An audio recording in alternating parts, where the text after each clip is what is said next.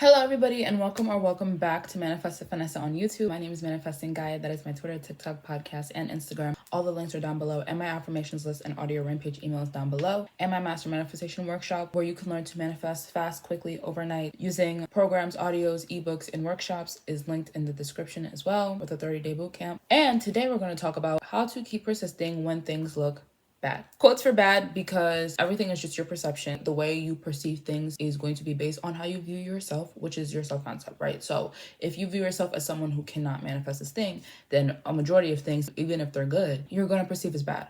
So like if you were manifesting a specific person, them not texting you after 20 minutes, you're going to assign a bad meaning, even though that's just a neutral thing, versus the person who sees themselves highly, knows their worth and value, knows they are the prize, is going to assign a meaning. They're not even going to notice, honestly. They're not even going to assign meanings. They're not even going to notice. They're going to be doing their thing. They're going to be in this gratitude state. I love that I manifested my person. I love that we're talking. I love that we're texting, which is at the end of the day, the type of stuff that affects if nothing's happening in 3D or 3D is looking bad. So let's get into it. Firstly, your 3D is old news. It is dead and gone. A big issue that you have as to why your 3D is stagnant or looks bad or is the same or whatever it is, and you're finding it hard to persist, is because you feel like you're persisting against all odds. You feel like you're persisting against circumstances. You think that 3D is something that is greater than you, more powerful than you, and is currently being created and currently manifesting itself, and you are trying to persist, and that's why it's hard to you, because you're like, I'm using all my mental energy to fight this physical thing, when the physical thing is a product of your mental energy. It takes the same amount of energy to choose the story where after 15 minutes, I'm focused on lack, I'm affirming they don't like me, I'm affirming that I'm about to get ghosted, I'm focusing on how I'm never chosen, or I'm doing my own thing. I decide to take a nap, watch a movie, eat some food, go to the gym, do something to take my mind off of what I don't like, in this case a text message or a lack thereof, because I put the focus back on me, back on my happiness, back on my health. I only notice when they come in. I don't notice when there's lack. But 3D is dead and gone. It is old news. And most of all, 3D is a reflection. 3D is a reflection. It is not its own entity. It is not powerful on its own. It does not have more control than you do. It does not have control over you, and it is not deciding for you. If your validation is coming from 3D, then yes, you're going to decide based on 3D what's going to happen next, which is probably going to be the same thing that's happening physically or something worse. But that is still you. All right. Yes, you are not consciously creating if that is you. You're being a lazy reactor. You are taking what's at your face and saying, okay, I give you permission to keep creating yourself, rather than stepping back, remembering you have the power, recognizing 3D for what it is, no matter what the circumstances are. You are just a reflection. You don't have more power than me. And then deciding what it is that you want and sticking to that story. And you can do that when you're not persisting to fight against some force you view is greater than you.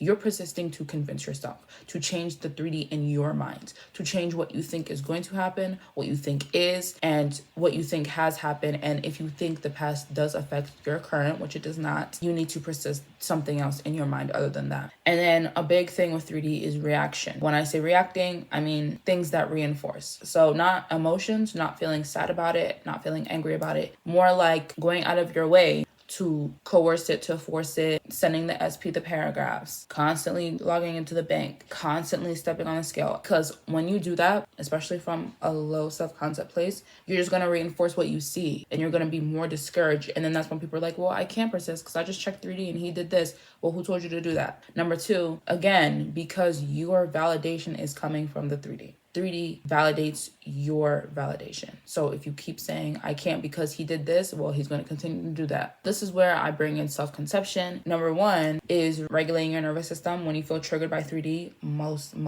important thing, the best thing you could do for yourself is learn to remove the emotional and energetical attachment you have to what's around you. So if you're one of those people that's like, I just cannot not focus on what's going on around me, it is just so bad, I can't do this, you need to learn to train your body into a new energetic response so that it is no longer responding to outside of you with the same feeling, with the same reaction. Because if you're still reacting to the outside with the same frustration and doubt and fear, then you haven't really changed. Change outside of you occurs as much as change inside of you has. So number one, regulating your nervous system. We have a nervous system regulation program in the workshop, but you're going to use techniques such as deep breathing, meditation, EFT tapping, somatic shaking, humming, dancing, yoga, working out, nature walks, ice facials, cold showers, using those throughout your day, especially especially when you're triggered, but at least twice a day, to train your body into a new energetic response. Because when you stop reacting, you stop reinforcing. And when you stop reinforcing, you take control over your own awareness. And when you take control over your awareness and place it on what you would rather experience, what you don't want to experience will dissipate. One, because your awareness isn't on it, and two, because your awareness is on something else. And then two, your self-conception. Because if you view yourself as powerless in relation to your physical reality, then you will be powerless in relation to your physical reality. You are a product of the stories you tell yourself. It's about starting to reinforce you're the operant power of your reality. It's about starting to reinforce outside of me is just a reflection. It's my assumptions that create. What I say has to be true. An assumption, no matter if false, as long as I persist, must harden into fact. 3D is not a measure of your success. 3D is not a measure of my success. 3D is not a measure of success. Things aren't bad because 3D is unfavorable. You're not experiencing the best you can experience just because 3D is the best 3D you've ever experienced. So if you've never received a text from this person, receiving a text doesn't mean that's the most you can ever have. You can still have the full commitment. You can still have the marriage. You can still have the house with them. Or receiving 10,000 in your business doesn't mean that's the highest you can do if you used to receive 3,000. You can still do 100,000. You can still do 50,000. So 3D isn't a measure of this is as much as I can have, or it's never going to get better. You can't look at it like that because that is not what it is. So reinforce the stories that validate you, your worth and value, and that you are the operant power of your reality. Point number 2, law of assumption doesn't stop working just because things look bad. The law is always working. It is a law, just like gravity. One thing people have to stop doing is thinking your circumstances are the exception to the law, because they are not. Circumstances are all the same in terms of ability to have different ones, because you're not changing physical, you're changing your awareness. Everybody has the ability to focus on something better. And when you persist in that awareness, that is what manifests. That is the law, period. That is all that it is. Putting my awareness on something else and focusing on that for a prolonged amount of time, to the point where I don't even remember the circumstances. I don't even recognize them. I don't even focus on them. When you're persisting, but then saying this isn't working, that's what persists. But if you keep assuming my manifestation is unfolding perfectly, despite what it looks like, it must reflect. You must persist. Belief in your end result. Believe in your end result. And that's one thing, is if something is not favorable in your reality, it's the middle then. If it's not what you want, then it's not done manifesting. We don't mess with the middle over here. If this is what you want and you're in this middle ground where things are unmoving, unfavorable, not going your way, you recognize, one, this isn't the end because it's not even what I want. And two, it's not my job to mess with it. It will unfold perfectly as long as I continue to persist in my story. Point number 3, which ties into point number 2, is you have to understand that your persistence is the bridge. Neville says persistence in an assumption will harden into fact, which is the truth. Reality is always conforming to your inner world. Stop viewing it as something that's off and you're turning on, or that's only on sometimes, or that's only on when you're consciously persisting. It's on all the time. So when you're unconsciously telling those stories about lack, when you're complaining to your friends, when you're writing in the comment section limiting beliefs, when you're logging into the bank every 5 seconds, when you're constantly refreshing your email, all of that is persistence in the state of lack, of I don't have what I want. Those are things, thoughts, behaviors that stem from a person who does not have what they want. That is persisting because you're consistently doing it. You only refresh because you're in lack, because you're saying, I don't have it, so will it be there when I refresh? No, because your awareness is not on having it. You don't change physical through messing with the middle or coercing physical reality. Your reality is always conforming to inside of you. Your persistence is the bridge between mental and physical. The problem is a lot of people give up so soon, so easily, and they don't persist. It's not I affirm it once and then let my mind wander anywhere for the rest of the day and it happens. No. Most people look to 3D, get discouraged, and assume it's over. People also do back and forth with giving up. They're like, I just want to give up. They're not conforming, but I don't want to give up because I want to be with them. Well, then you have to make a choice, because that's wavering. Pick one. Are you done, or are you going to do it? Because when you guys do this half, this is what you guys like to do. You like to do half persisting, half not persisting. Then you say, I've been persisting for 3 years and it's not happening. No, you have not. It's just not possible that you have not wavered, not reacted, not done anything, not spiraled. Just every day's been perfect. Because if it was, you wouldn't even be at that point. Like, you wouldn't even notice lack. So there's something else, which is what this video is about, is your persistence issues.